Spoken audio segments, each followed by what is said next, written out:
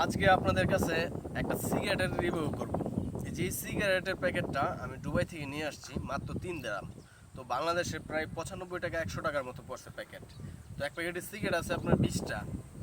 তো বাংলাদেশে যদি 100 টাকা পড়ে 20টা সিগারেটের দাম, তো প্রতি পিস সিগারেটের দাম কত টাকা পড়ে একবার চিন্তা করেন।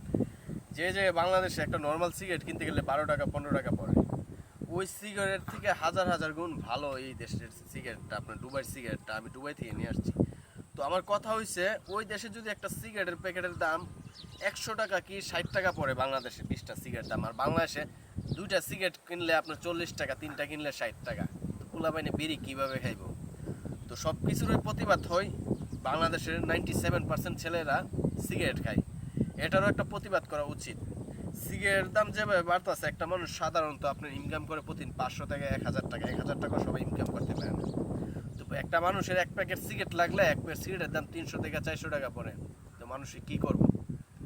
মানুষে তো ভিক্ষা করেও বাদ পাইব না, মানুষের টাকা ভিক্ষা করতো, আর কয়দিন পর থেকে সিগারেট ভিক্ষা করে খাইতে হইব, যে ভাই একটা সিগারেট আছে সিগারেট আছে, এইভাবে থাকতে হইব।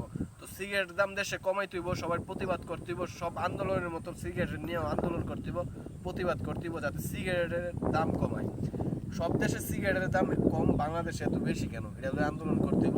আর নইলে বাইরা সিগারেট খাওয়ার জন্য বিখ্যাত নামতে হইব থালা নিয়ে। টাকার জন্য তো মানুষ আগে ভিক্ষা করছে, সিগারেটের জন্য ভিক্ষা করতে হইব। তো সবাই ভালো থাকেন, প্রতিবাদ করেন যাতে সিগারেটের দাম কমায়।